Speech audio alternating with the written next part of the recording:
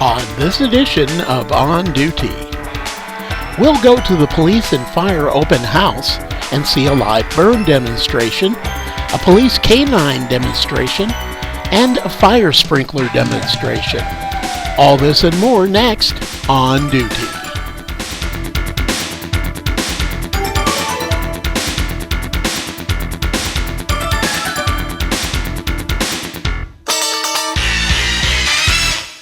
Well, welcome to our 2015 Fire Open House. I'm Officer Johnson, and welcome to another edition of On Duty.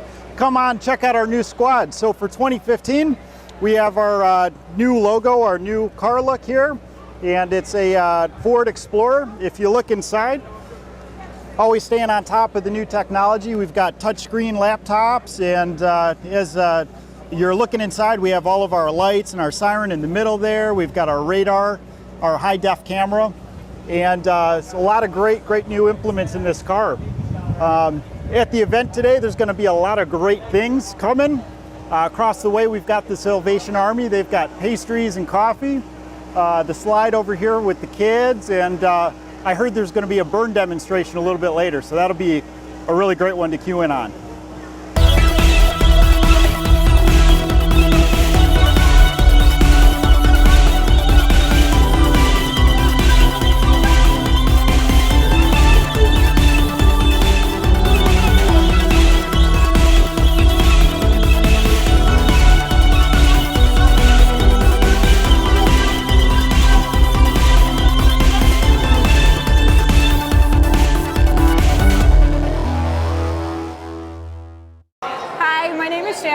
I work for Northwest Central Dispatch. It's the 911 dispatch center for police and fire.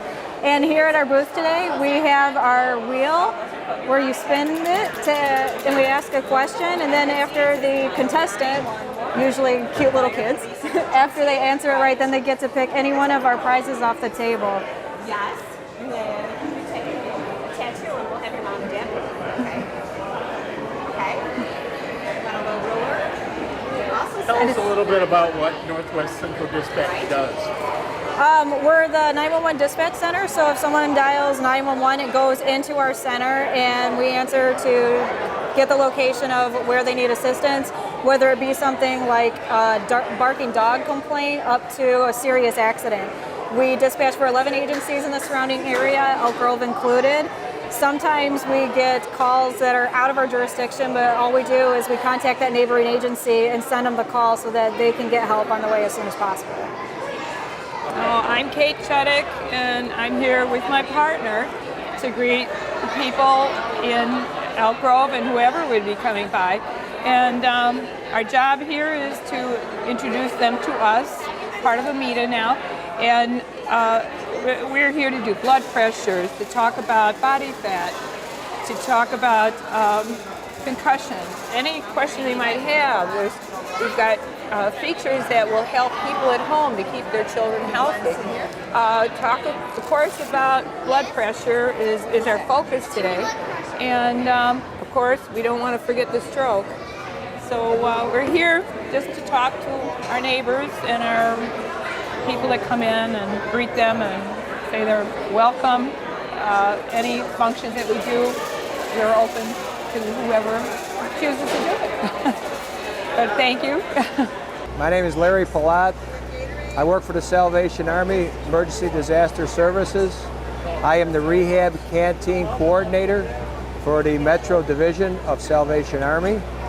The vehicle that's behind me is one of our 10 mobile kitchens that we support 12 counties in the metro area. We have hydration, food, snacks on this vehicle. And our 800 hotline that we have in our facility, when it rings, the agencies that call us, we respond to them for any call-outs, fire, SWAT, police activities. We are there to respond to them of disasters. Platz. Abfliegen. Bleiben. Okay. Hi, my name is Officer Perkins. I'm from Elk Grove Village Police Department. A little bit about me. I've been a police officer now for 24 years. Prior to my K-9 assignment, I was in SWAT for 11 years, and I'm also one of the department trainers. I gave most of my specialty positions up to become a K-9 officer. Why? Because I really love dogs. I've been around dogs my whole life. And when the opening came up within the police department, I put in for it and I was selected. And it's been, the last 8 months have been an adventure to say the least. A little bit about Sem. Did you guys notice I gave him a command? Did you hear that word? I said Afliegen. What kind of language do you think the dog speaks? 54, you in the front. Dog, you know what? Every time I ask that question, I get the same answer. Doesn't matter where I'm at. He actually speaks Dutch. And the commands that I talk to him are in Dutch. So for example, lay down, that word is afliegen. Can everyone say afliegen? Very good, I like you guys. Or to shorten it up, we would say af. Can you say af? Very good. Okay. All his words or all his commands are in another language. That helps me out so that there's no confusion when we're on the street. We don't want the bad guy giving the good doggy commands, right? Makes sense. So he speaks a foreign language. Now, as far as his work goes, he's my partner. What do you think he does for the police department? Anybody? What do you think he does in the red shirt? Helps find criminals. Exactly. Now, how does the dog find criminals? Green shirt. By smelling. Have you guys had this class before? Super smart group. Who said yes? Okay. You're my ace in the hole. Okay? Hold on a second. All right, so if you think about it, Afliegen, ja, brav. If you think about it, I lost my train of thought. See, I've only done this one time, kids. No. If you think about it, though, what other purposes does he have besides his nose? Who said hearing? Very good, his hearing. What else besides his nose and his hearing do we have? His eyes, right. But of those three detection devices, which is the most important? Someone just shouted out eyes. Anything else? That's not it? His nose, right. Why do you think his nose is so important? Raise your hand. Raise your hand. Okay, you. Why? Because it's sniffing, right. His nose and the dogs that we use, these Belgian Malinois, Afliegen, Platz, Afliegen. The dogs we use, their noses are so strong, they're about 6 million times stronger than ours. So when your mom's baking a pizza or making a stew, Afliegen, private. When your mom's working a stew, we just smell the stew, right? Well, he can smell all the ingredients in the stew. Right now, he's asking for his Kong right now, his toy. Afliegen. So I'm going to show you a little bit about what he's made out of. Afliegen. Right? Afliegen. A little bit about what he's made of. Afliegen. So, he lives for his Kong. So when he finds something, I'm going to give him his Kong as a reward, okay? And I calmed him down just a little bit to get this aggressiveness out of him, but he knows what we're doing now. We're doing a show today. I gave him a Kong all morning, and he still wants it. You're probably thinking, well, this is a bad dog. No, this is actually a good doggy. Because we want a dog that has high drive like this, because if he's working like this now, he's going to work like that when we're looking for a bad guy. We're doing things like that on the street. So other than looking for bad guys, what else do you think he does for the police department? 54? Sorry? He helps, but in what regard? What do you think he does with his nose in particular? He finds bad guys. What else? You, buddy, right there? What else do you think he does for us with his nose? He smells stuff. What do you think he smells as for the police department that helps us catch bad guys? Little buddy right there? Sorry? Well, yeah, that's part when he's looking for bad guys. What do you think he looks for to help the police make arrests? Who said that? Drugs, exactly. So he's already imprinted with a slew of illegal narcotics. Okay, and how that worked a long time ago is when they were training him, they would marry up the reward and the narcotic, and they would remove the reward, and when he thought he smelled the narcotic, he thought he was going to get his reward. And so that's what he does for the police department. Okay. Since I've had Sem, we've apprehended one track in Roselle Police Department. We go all over the area. We've also apprehended suspects with drugs, and just in the past 3 or 4 weeks, we've made 3 drug arrests already. And just as a matter of fact, last night, we made a drug arrest too. So he's really doing very well for the police department. Not only can he track criminals and identify drugs for us, but he also can do agility. And I'm going to demonstrate a little agility and obedience right here, right now for you guys, okay? Now, in addition to his dope work, his drug work, and his apprehension, he also does bite work. Okay.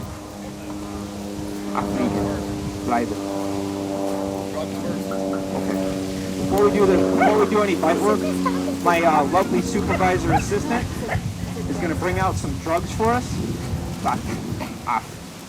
Bleiben. And what he's going to do here is we're going to see how well Sem's nose is. I'm going to run him past these boxes here, and inside the boxes there's a narcotic substance. Sem will show a change in behavior for me, and we'll see how well he does. I don't know where they put the drugs.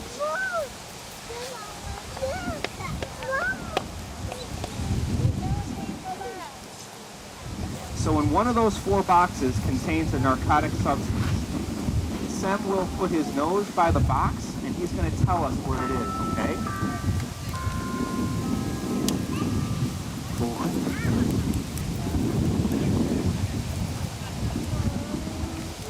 He's already trying to tell me something here.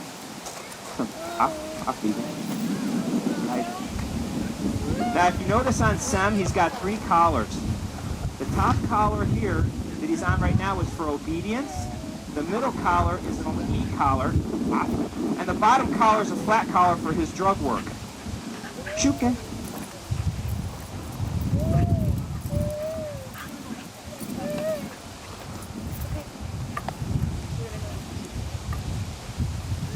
Sem just told us something, where it is, right? What box do you think the drugs are in now? This one here? This one here? This one? This one, right? Yep. Sergeant Fiorito, can you show him? Woo!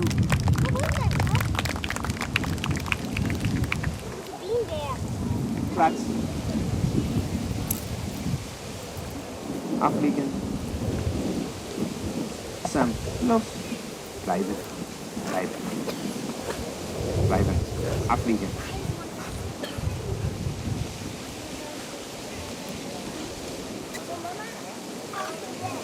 So we've talked about his tracking abilities.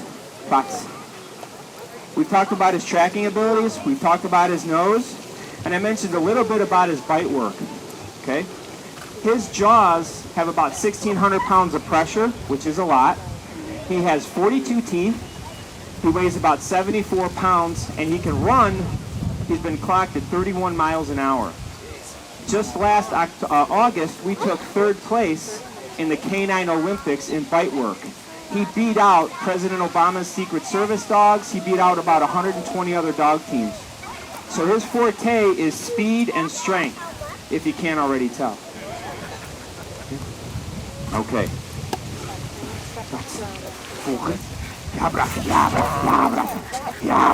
Steady. Yeah, brother. Good boys. That's a good boys.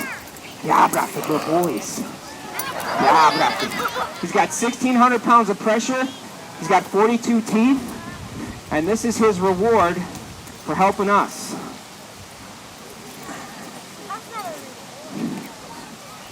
Good boy. Yeah, brother. Good boys. He's not a house dog, guys.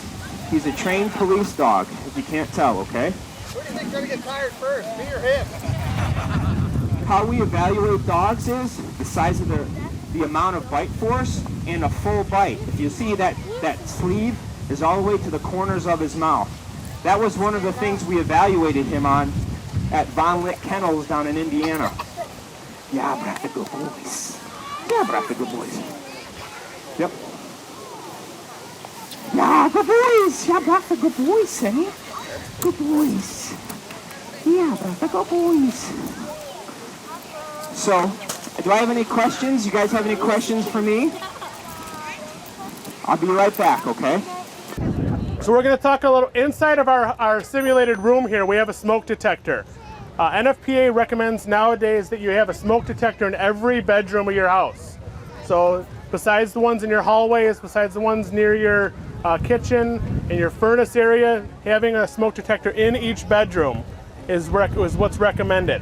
So out here, when we light our fire, you're going to see that the smoke's, with it being a windy day here, the smoke's going to kind of dissipate real quick.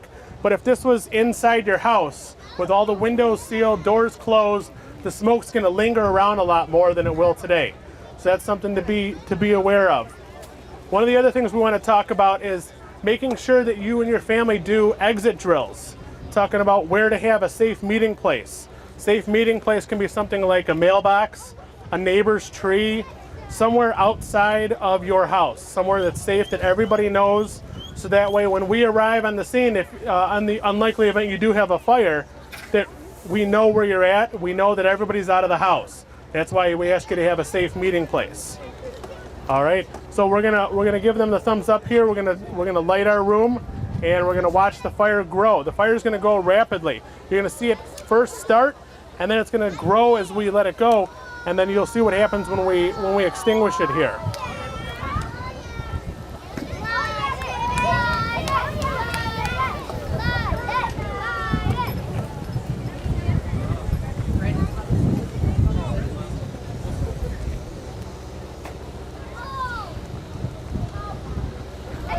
Okay, so he lit the fire in the corner. We can start to see a little bit of fire in the corner there. Now try to listen for when we first hear the smoke detector go off. It might be a little bit hard today because of look at that, it's going off already. How quick was that? About 3 or 4 seconds. So watch as this fire goes right up the wall and we start consuming all the materials in this room. So if you think about it, if you had this fire in your house and you noticed this and you went to call 911, that's about a minute or so until you get out of the house. And then we have a response time of about 4 minutes. So a total time elapsed of about 5 or 6 minutes. And how much of your room is going to be burning by that time? Look at it, we're up through the ceiling right there.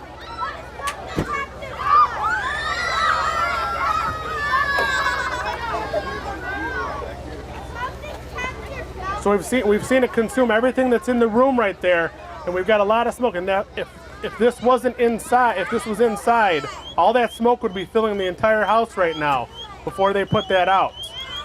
All right, should we have them put it out, guys? All right, they're gonna move in here. Watch them moving together, and they're gonna open up their fire stream and put out the fire. All right, let's give them a big hand, guys. So now what they're going to do is they're going to do a little bit of mop up, get a little bit into the corner, up into the corner of the room. But we see how just a little bit of water put out that fire there.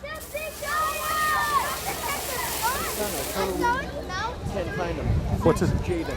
Jaden? Yeah.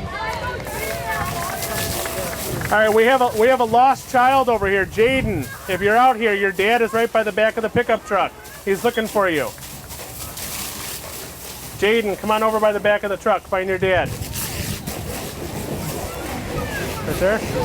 All right, success. Look at that. Reuniting families.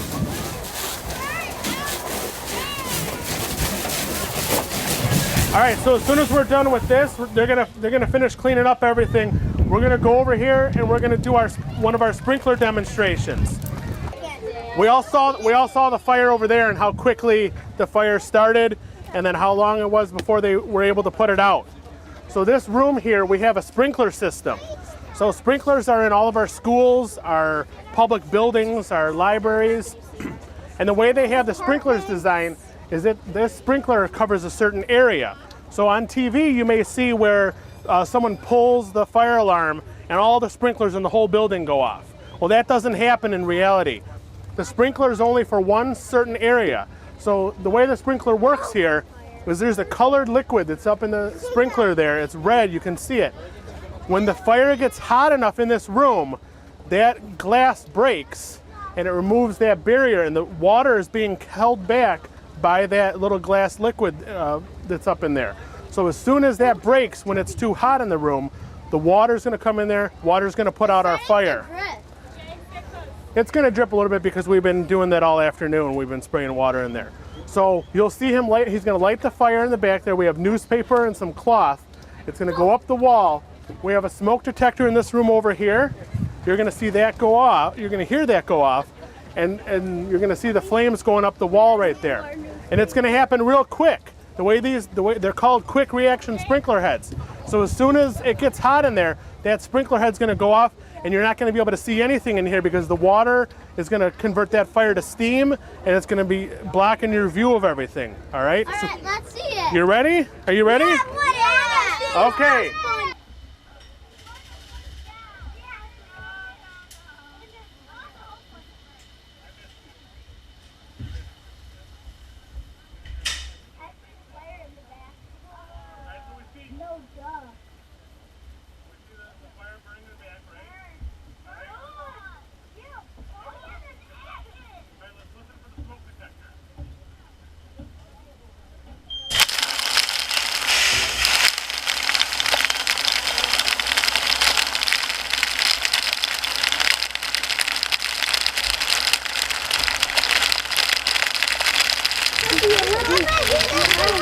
See how quickly that happened? It got hot enough in that room, that sprinkler head activated and puts out that fire. It's mandated in all new construction homes to have a automatic sprinkler system like this. You'll see this happen in homes that are newly constructed. It'll just put out the fire that's in this room and it won't damage the whole rest of the house.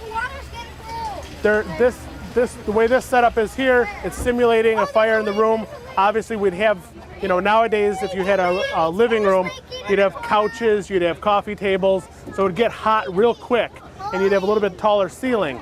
But it's designed to simulate that real hot environment from all those burning plastics that we have in our home nowadays. So they flip on the fan there, it pushes all the smoke out, and now we can see. If you look at the back there, you can see that we didn't really burn that much of the cloth. It was just burning right up the cloth. It's still all intact there. We burnt some newspaper and a little bit of cloth, but that was still a pretty decent amount of fire in there, right?